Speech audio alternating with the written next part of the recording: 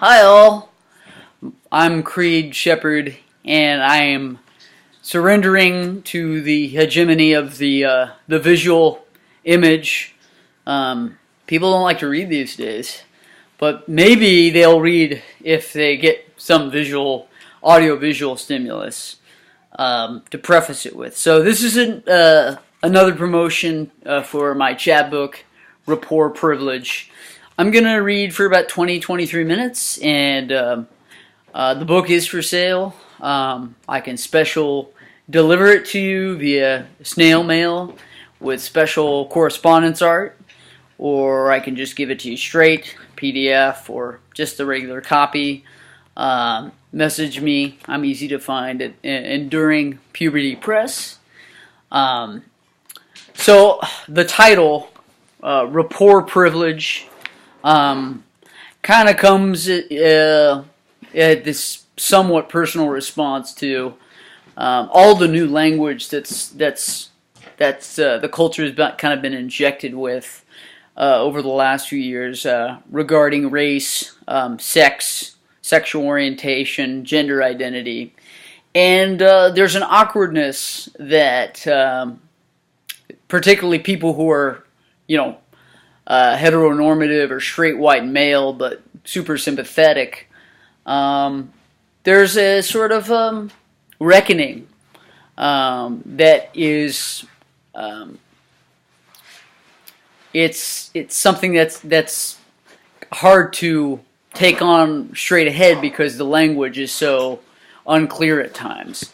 So a lot of the poems in here really speak to that. Some of the poems on here are long. I'm gonna read just excerpts. Like I said, I'm gonna keep it try to keep it down to below 25 minutes. This first poem is just an excerpt from. It's called Pareidolia. Pareidolia, that it is possible to be scared of a video you've unflinchingly watched several times before. None of your closest friends and neighbors know about these projects, so in all closets you can watch in revenge our evolution from brats to enabled predictors of a reasonably good life that has nothing to do with being friends and neighbors. Standing up for some straight white male people too. Not unlike when Mork from Ork paid homage to the Communist Manifesto by trying to free the egg that did not want to fly. He soon found out the parallels of light bulbs, or something that is a manifestation or cause of human agency. I'm just wanting and waiting for that hot moment when the metaphoric referent can completely discard from its physical and or natural sources domains. Why no, I didn't know that hens did not need roosters. Similarly, doors are useless. We don't have to speak of the openness of what we keep in view, though it's difficult. Getting stuck on speaking for the powerless who may not want that kind of closeness with you. The blood pacts that brothers make with each other after trespassing through the tunnel scraps of metal past the lumberyard on the other side of town. The smaller, slower, clumsier, and weaker brother, never all YOLO about the pilgrimage, though the transgression part of it was fun and fulfilled some outsider's fantasy, finally turns in disgust about the metallic or lead taste, goes home by himself, watches plays of forces between people on television speaking to each other in approximately John Simon approved American English dialects, in contrived and comfortable looking domestic settings, houses of which one whose whole side must be imagined, if not for the canned laughter coming from it. Does this boy imagine this domestic setting open or closed? Maybe it's like a convertible for a house. Dwelling on the need for an inside, an approximate container to carve out some discretion of taste and likability.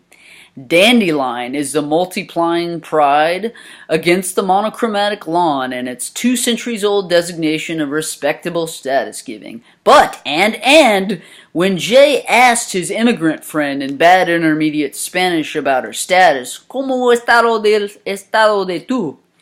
He didn't mean to know her inner feelings, but simply wanted to know that she was safe from deportation. Calling pareidolia, or simply insisting that only direct answers to his questions be relevant. If one's intentions don't matter, how come one's intent to kill has to be proven in a court of law? Or maybe just intentions in language are impotent. That's not it either. And I'm going to read part of, or all of, the title poem, Rapport Privilege. I think any privilege that we speak of, I'm almost willing to ascribe rapport privilege, but this is probably not the time or place to argue that. Rapport privilege. To try to share the dilettante's experience, some have even credited it with replacing museums. Logically. Logically? These homely drawings, poems, and songs, embracing everyone within the privacy of. Homely is a euphemism for retarded, itself an epithet for intellectually disabled, but we mean homely in the way that many intellectually disabled people look absolutely beautiful, and some intellectually enabled people look beautiful only in the way that we think intellectually disabled people do. Abandoning the footnotes of transgressions. What a path to take! Is it a shameless conceit or some kind of undiagnosed mental illness? What a path to devise! Thinking outside the box requires a literal cardboard box to advertise his support of unalienated labor. Playing with the idea that Adam was a mere first denoter, $3. Playing with it a cappella, $5. So resentment takes its step toward oblivion, and wounds from the dictatorship of capital gently exits. It's not a cliche. For a more exciting, rugged individualism that permeates through the streets is a cliche. The word cliche, not much of one, merely a necessary first step to begin conversation. Now stick your salacious head back in your hearth tent conversation. Not subjecting you today, conversation. Not subjectifying you today, conversation. No, no, no, no, no, no. An indirect benediction in this, a result of the lack of conversation. Then there's this non-consensual sex the boys and girls have at the school. Non-consensual sex is a euphemism for rape. We, who only witness the testimonies, our straight men's mouths no longer wide, mildly filtering the salutary growls, prototypically erecting an inept transformation from her victimhood to some fetishized demystification of the rapist in all his hygiene-challenged chat room isolation. Rapist, he without meaningful rapport, with nothing without the habitual propulsion to assert a fixed subjectivity that dreams a collective maker of his victimhood, that meets a salutary growl and probably weaponry.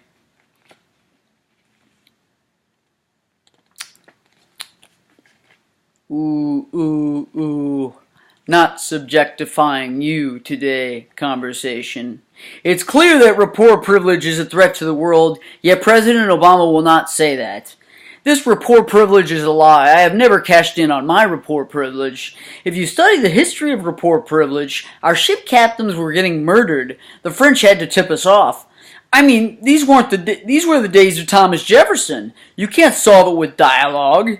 You can't solve it with a summit. You solve it with a bullet to the head. It's the only thing these people understand. And we've all heard from this president, all we've heard from this president is a case to heap praise on rapport privilege, as if to appease them. Okay.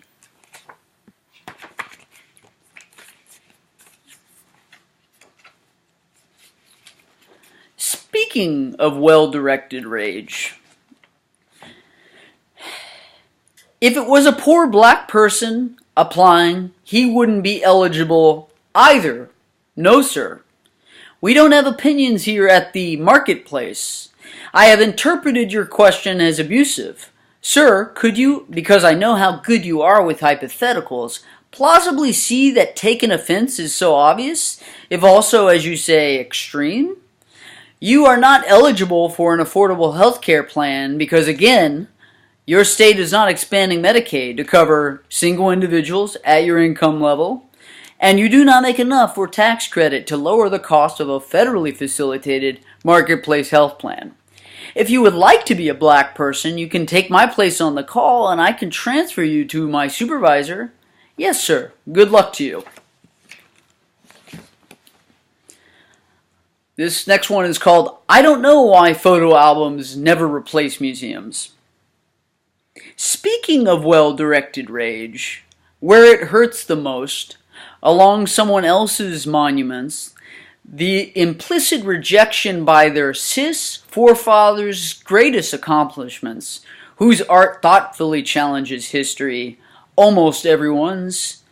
But his legs keep on as if driven, yet he will not stop for this installation art, supposing no one needs a witness. He doesn't remember when great-great-great-great-great-great-Grandpa May had his biopower robbed in some coal mine in Mosjan for some just imaginable pittance, but still managed to spawn an heir. His great-great-great-great-great-Grandpa May, the onus mundus's impossibility goes without saying, for that's when they went to the New World, never wearing black on their faces again. Probably. Speaking of personalized, unassuming monuments, that's the title of the next poem. The sequencing of these poems is more or less kind of important too. I highly recommend reading in order and then rereading at a much slower pace. Speaking of personalized, unassuming monuments, the enjambment of this neighborhood, the pedestrian is always ensconced in, stammering every day when trying not to alienate you. When metaphors are so new it won't develop, why the line stops right on the 19th Street mobile homes ornamented with barking dogs, then continues. It's the same way with new transportation infrastructure. Being on foot with your bike until carrying over the railing the tire-friendly pavement wouldn't be possible without the old way cities like Lawrence still create economic growth. Parents always lashing that one should not complain about the bringers by whom our favorite shows were brought to us. Tire-friendly pavement on the long road through the teasingly pastoral corridor, teasing because it'll be gone soon.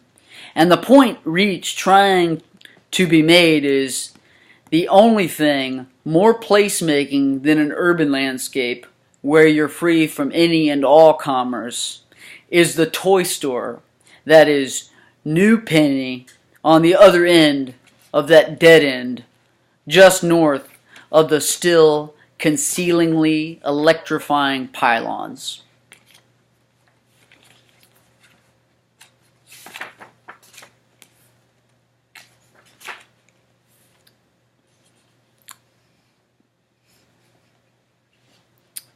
Sinecure.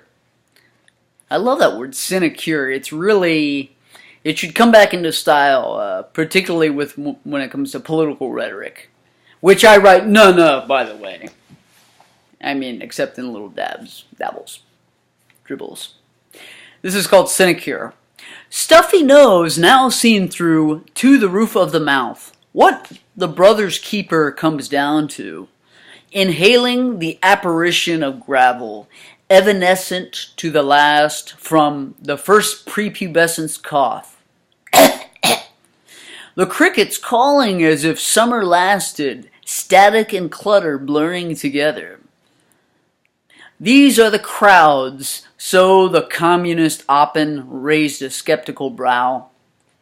These are their candy asses, never tiring of belittling and finding the cue to do so as long as it stays put.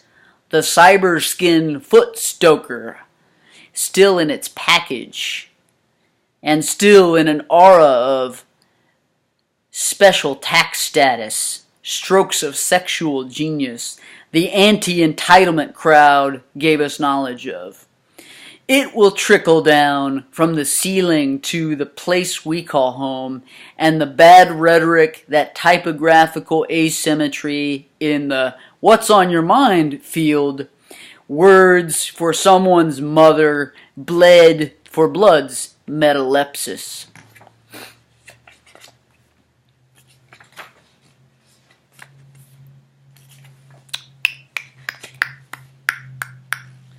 Here's mostly a sound poem. It's going to be a challenge. The sound of money is very quiet indeed. Oh, and it's called the long moment. The sound of money is very quiet indeed. And there is Bocchetto, the simplest and most explicit tally criterion on the Bohemian Index. That is a thing. Guest lists of the black market that our shared hopes and values are not the X factor. The thing will insulate us from noise, the talk of embracing diversity and nonconformity in the business world.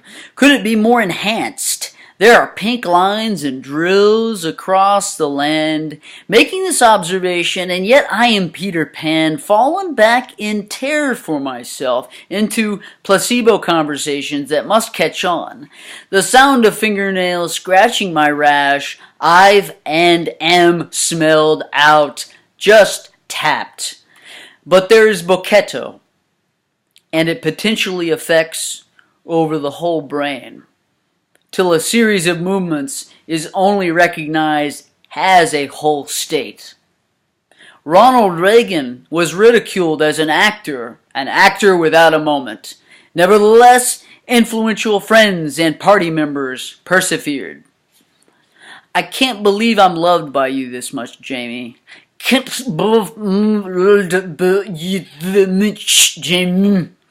I can't believe I'm loved by you this much, Jamie. Can't believe I'm loved by you that much, Jim. I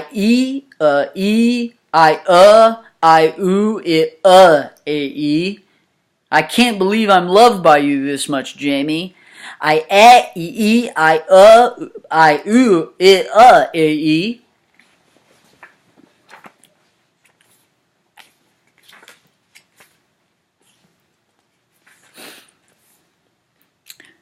Speaking of presumptuous men, finally our crippled tramp neighbor cat Tripod manages to satisfy his cuddle cravings inside our unmanned hammock net. You put Plan B into motion and you blast your favorite music over your shiny bone stand that folds and jingles boozy clout. You plundered the web's hours loitering freely. Was that other affair real deep? Did you just affix her appearance in accord with those fantasies of some weird hobby that you were too timorous to aspire to?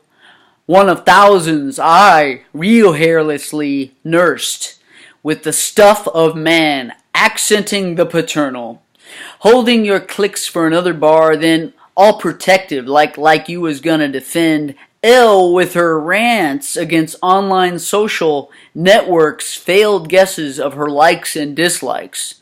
I held my tongue for all of this because we're getting to the full rhythms of what's barely been grazing what's been called signifiers. Elam Ferguson's plunge into being a father. For the first time in my life, I got something that's mine, and I aim to keep it, he says. The deer's breast milk fit his glove perfectly. Has he owned up to what he was getting himself into? His little baby girl drank it up. What's an injury, a bloodthirsty, attacking tribe, an exploitive industrial enterprise nursing a racist culture? To him, he's a reincarnated grizzly bear, and with women to sell on the market. This next poem is a long one in multiple parts. It's called Slut Talk Instructions to Surviving the Wreck. It's broken down into the sections. First, there's a disclaimer, the slut disclaimer. Then there's the purpose of the lesson. Then part 3 is assembly. Part 4 is disclaimer 2. Part 4 again is instructions. And I guess this isn't going to be easy in fragments, but maybe I'll just read the last one, the instructions. I'll just read the instructions to the Slut Talk Instructions to Surviving the Wreck. Have it recur in your head how bullying it gets, void of time with ovum and other relaxed scuttles. Go tell the policeman who does not know what it's like to be a woman or any civilian intimidated by a policeman after all. Tell him we had our seatbelts on and other protections. Tell him that your right of way was at the spot where we'd start walking, slut-wise or otherwise, walking home anyway, aspiring to melismatic shriek. Not obedient enough for you, officer? Before the good old boy's mockery has any effect.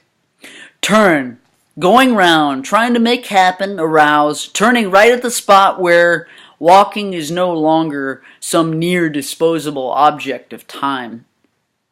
Take aim, made facing hours of agony given to you, and effortlessly hear the stories as the finest steel and glass tumbles. Note, what is called self-hatred is incoherent in a troglodyte party, and you're not invited to.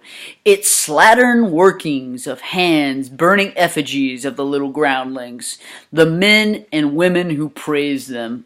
Finally, good sport, making tangible blown kisses, and a few catcalls and straight indirect sexual propositions, embedded graphemes in the design of the vehicle, accommodating all levels of manly vroom, and be sensitive to the level of manly vroom preceding any violated body, for the national debate still rages outside of the body shop. Is it rape culture or automation that is to sex what rapport privilege is to intimacy?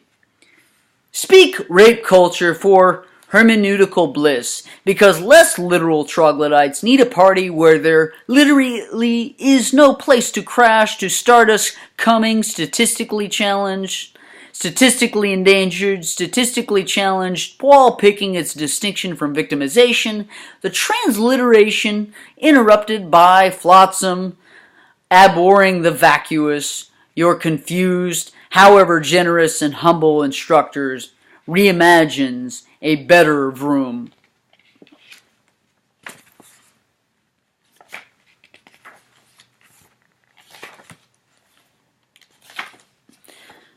All right.